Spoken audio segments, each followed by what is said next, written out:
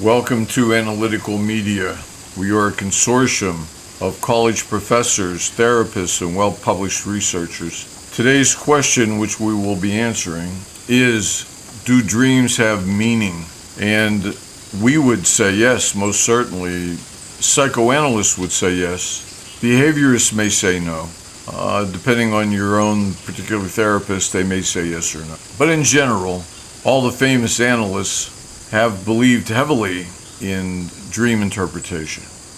Dream interpretation is the backbone of psychoanalytic theory. If you were seeing a psychoanalyst and you said, I have an urge to rob a bank, I have an urge to shoot someone, and I had a dream last night, where would you like to start? The therapist would say, start with the dream. Let's look at the dream. Gustav Jung was a psychoanalyst. Freud was a psychoanalyst. Many famous psychoanalysts. They were all at the beginning of psychology and psychiatry. And they still have an influence, a very heavy influence. Id, ego, superego. Those are all Freudian terms and we still talk about them. Introvert, extrovert. Those are all Jungian terms and we still talk about it.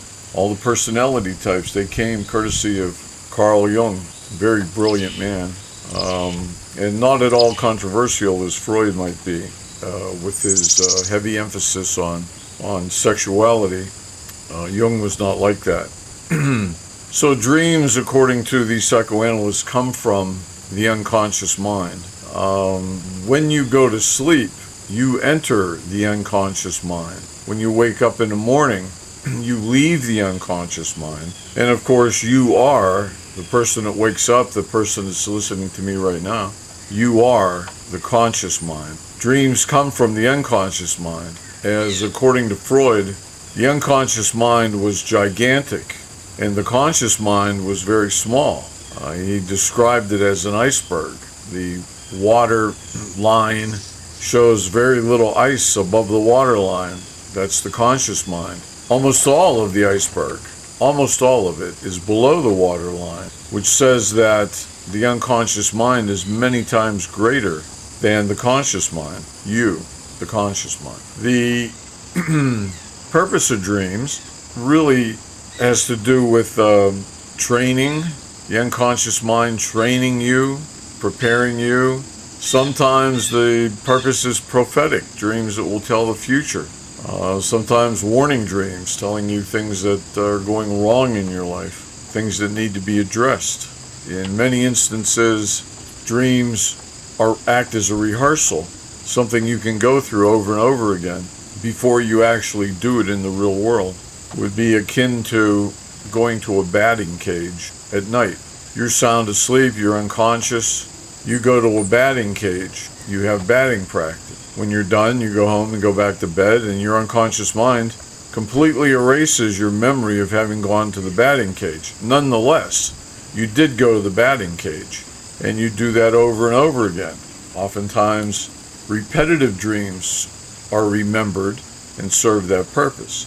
You know you're having repetitive dreams over and over again. Well, sometimes you remember dreams and some repetitive dreams, and sometimes you don't. The rehearsal effect of going to that batting cage every night does not go away. You've experienced it.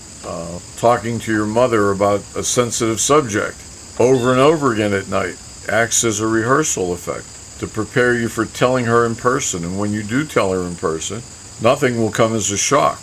You'll be well prepared for it. Many famous inventions, getting back to the purpose of dreams, many famous inventions have come during the night in a dream. The benzene ring, chemical effect, benzene ring was conceived of during the night, during someone's sleep.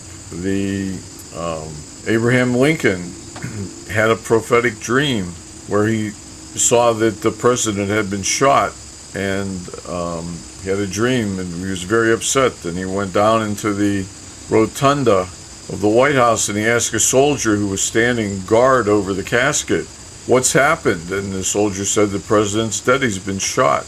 That's historically accurate, look it up. He said he woke up and he could not go back to sleep again. Many things, many prophetic things. Airplane crashes, the space shuttle crash, many prophetic dreams, airplane crashes. And you may have had them yourself, prophetic. There are, it's a fascinating world, as you would expect. You spend 8 hours a day in that world.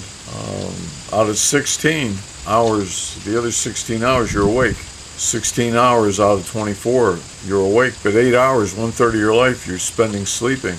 It's so important that dreaming is incredibly important in sleep studies. And they've allowed people to sleep as much as they want. They're in a laboratory and you're hooked up to electrodes. The lab people know when you're sleeping. They allow you to sleep as much as you want, but they will wake you up every time you start to dream. And what happens is, and again, you can look this up and should, what happens is you begin to dream quicker and quicker and quicker. And so it's almost impossible for you to shut your eyes without dreaming. Dreaming seems to be incredibly important. The fact that you don't remember your dreams really means very little. And we all know that supposedly you only dream during REM sleep, rapid eye movement sleep, but we know from, again, laboratory studies that people dream at all levels of all stages of sleep. So, and if you are denied this dream time, you will become very emotional. You'll become irritable, very emotional. You could become, you could cry, you could scream, you could become very depressed. Do you need sleep or do you need dream time? Well, we know that dream time is incredibly important. And in sleep studies, people have actually been known to dream. When they interrupt the dreaming and do it long enough, people have been known to dream with their eyes wide open. So there's a world of information. It's the heart of psychoanalytic theory. And psychoanalytic theory is the heart of all therapy. None of it has been erased or given up. It's simply been expanded. So we could go on for a very long time, and I'm sure we will again as we start to interpret certain dreams. Dreams can be interpreted. Dreams have a language of their own. If you're good at analyzing poems, if you can interpret a poem, in a poem it says in the poem that it was a very, very cold night, and inside a poem, it was a very cold night, and he laid down and went to sleep. We know that in the poem, it very likely does not mean that he was catching a quick nap. In a poem, it means he died. The poem is not literal. It's figurative. It's symbolic. So we have all the symbols of poetry. And those same symbols are oftentimes the symbols that you'll find in dream interpretation, symbols that are used in your dream. And again, that's a very involved, complicated topic. And when we interpret individual dreams, and if you have dreams you would like interpreted, you can submit them. I have to tell you, however, that if we don't know much about your life, your therapist will be quite qualified, if they do dream interpretation, quite qualified to help you. But there are universal symbols and there are personal symbols. So for you, a dog might mean fear. It might be a dangerous object. For your sister, a dog might mean love, based on her experiences in life. There are some universal symbols that mean the same thing for everyone, but most symbols are personal. So that's why your therapist, who's very familiar with your life, could become quite good at interpreting your dream. Though your therapist must have a psychoanalytic background. Doesn't mean that they have to be psychoanalysts, but they have to be experienced in psychoanalytic theory. So we'll get to that. That's I hope we've answered that question to some, what's the purpose of dreams? Well, there's multiple purposes. Yes, dreams can be interpreted. Yes, dreams are of great value as demonstrated in the sleep laboratory in denying people sleep. And I'd also like to say that if you have severe nightmares, you will not look forward to sleep. But if you don't have severe nightmares, if you're a normal human being, which is the vast majority of human beings, look forward to sleep. They crave it. They desire it. They crave sleep. They can't wait to go to sleep. When they're tired, they want to sleep. So, and really, what we know now, we know that from sleep laboratories that mostly what they want to do is dream. It's very important. It's a different language, dreams. And I think many of you know that it is important. You personally. Now, some people, everything is nonsense to them. Everything. They believe fantastic rumors and unproven things. But most people, many of you at least, will know the value of dreams. You'll know they're important. You'll know it when you wake up. And as that dream is being sucked away from you, and the only thing you have left is a red shoe, the whole thing's being sucked away. You wake up and say, wow, this is really important, I got to remember it. And then that is being sucked away from you. And then the only thing you remember is a red shoe.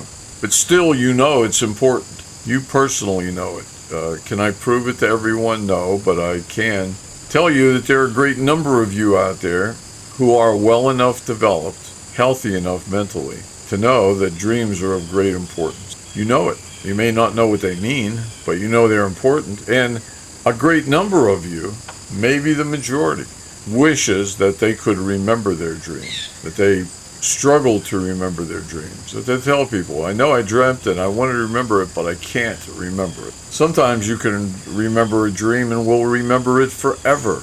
And those Jung called the big dream. So we'll get to much more of this. And certainly I'll see you, hopefully I'll see you on next time we get a video up or something on YouTube. And feel free to recommend this to other people or friends or people you think might like it, enjoy it. We'll be covering all these topics in great depth. We are a consortium of therapists, researchers, and college professors. And all your questions will be looked at. And at this time, I'll probably be the only one transmitting those answers to you. But down the road, other people may do that. So everybody has their job. This is analytical media. We, again, as a consortium, created a book about the murder of Travis Alexander by Jodi Arias, and that's available on Amazon if you'd want to check that out. It's called Descent into Darkness by Analytical Media, and I will simply talk to you later. So have fun, and I'll see you next time. Later.